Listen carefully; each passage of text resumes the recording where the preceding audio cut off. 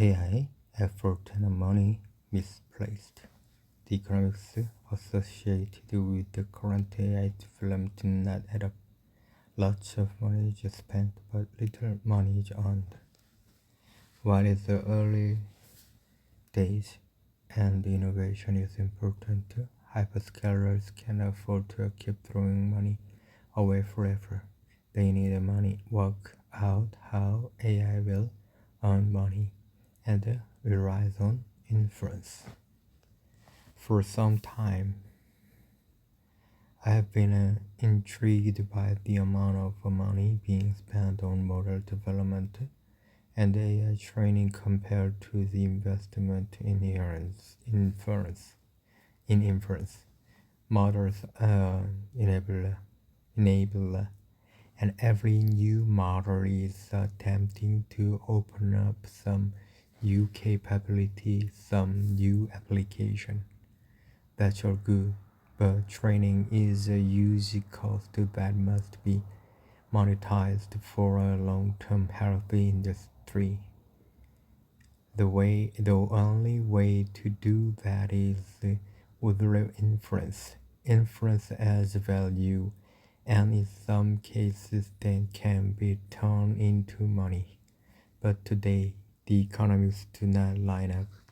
AI is a money loser because the rapid pace of model innovation means there is never enough time to monetize a model before a newer and supposedly better model comes out. Many of these ideas were expressed by Michaela Bloat, Senior Fellow in AMD Research. During her keynote at this year's Design Automation Conference, I'd like to capture just a few of the concepts she discussed. Firstly, AI is an empirical science, so it's not fundamentally understood. Plus said, that means we run tons of experiments. We try to observe patterns.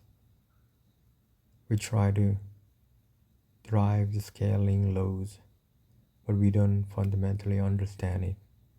And secondly, AI research is generating an information bandwidth that is just truly beyond what individuals can observe.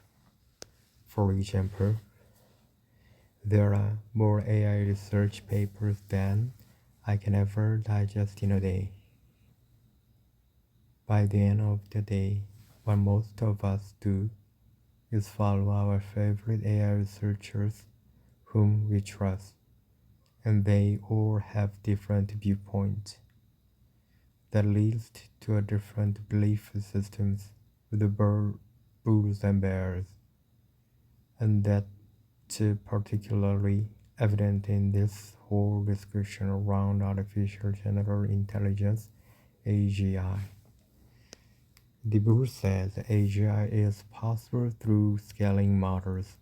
The bears, on the other hand, have a very different perspective. They say scaling AI through the exponentially growing computer data is not really making the model smarter. They just memorize more, but they don't really get the capability to generalize, to drive the concept. Reasoning models are real step change, but they can catastrophically fail on simpler tasks. They lack fundamentally understanding. There are still a lot of algorithmic challenges. In the chart of the left, you have intelligence, model performance on the y-axis, the years on the x-axis. Models are getting better and better, but how long will it continue? We all know this is not going to go on forever. It's like Moore's Law's chart 10 years ago. And there is already research demonstrating something already. In the chart on the right, we have coordinates of the y-axis. Higher is better. And x-axis is the number of required steps in the reasoning process. Think of it as the number of chess moves you take on average. 40 moves until you win, but may you're better than that. Different colors reflect different models. You have standard LLMs, which are gray and light blue. They hover just among the x-axis. They are really poor reasoning models. We're better at those in orange and red. But look at what happens with the number of steps. The model performance almost linearly tanks. Reasoning models are great. They are so much better than standard LLMs. They scale, but they are limited by the number of reasoning steps.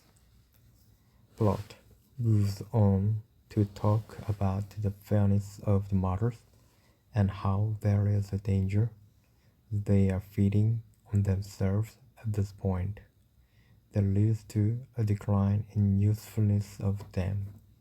The next generation large language model trained on obviously published benchmark, that is their training data. So they basically just memorize the answer rather than understanding how to solve the problems. It's cheating. Furthermore, the more capable the model gets, the harder it is to evaluate. There is also a decline in the amount of new data being made available, perhaps meaning that the researchers are forced to look at the multimodal sources, such as audio and video. At this point, she changed focus and started to talk about the economics of AI. Beyond the algorithm challenges, there are also economic challenges, which ultimately translate into technology challenges. And that's where it gets really interesting. Living is lagging behind. One of the root causes is the high inference cost. There is the race to the bottom for inferencing pricing. There is a very short time window available to amortize the large R&D cost. GPT-4 was estimated to have a cost between 50 and 100 million to train. Now you release it, and as soon as there is a better model available, you are going to have trouble monetizing it. The revolution, if you will, is the lower the inference cost. Compute on x-axis, model performance on y-axis. But the x-axis is logarithmic, and that means exponentially more compute for a linear step change in intelligence. Both the models and inference have to become right-sized for a given application. Quantization and sparsity are the massive lever.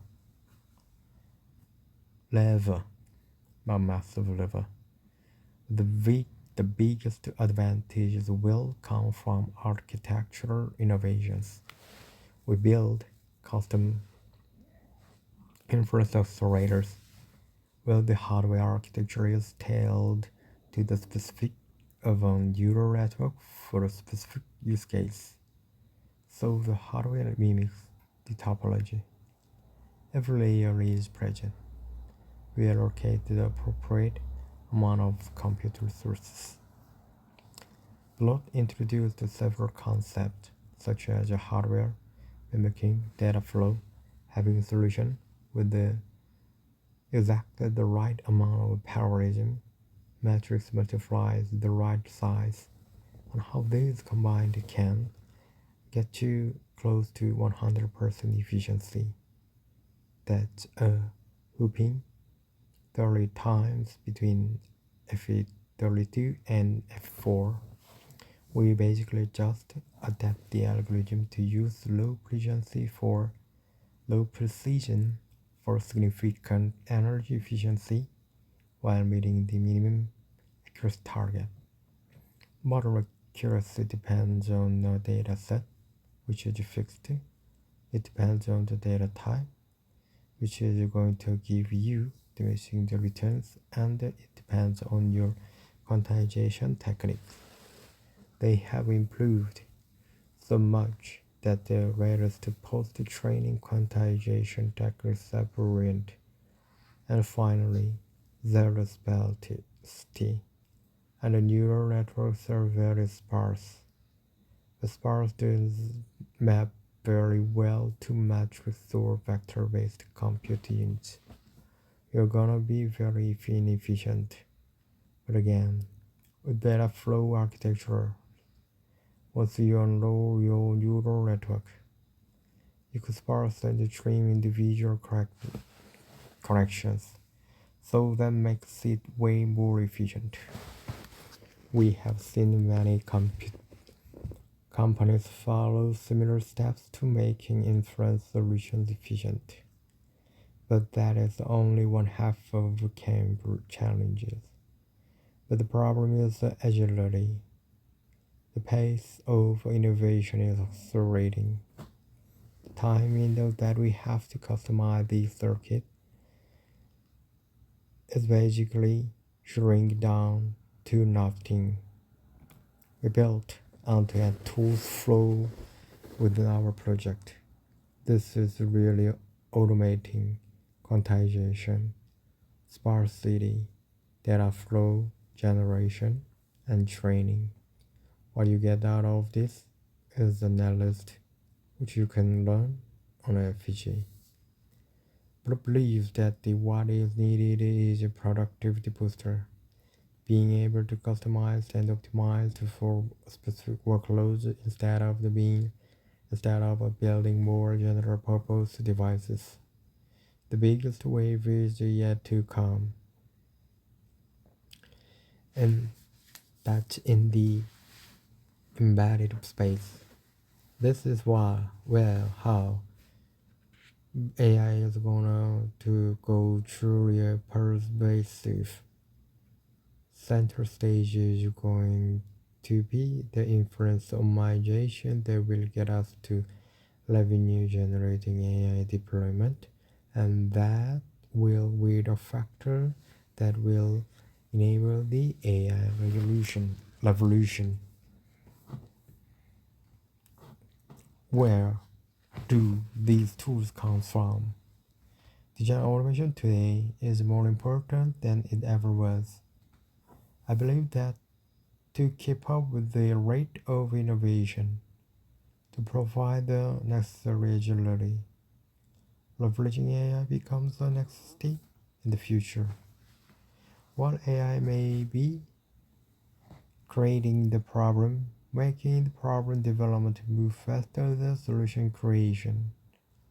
But I believe that using AI to solve that problem is the best approach. In my opinion, model development needs to become more rationalized and see that the small advances are no longer worth the enormous cost in some cases.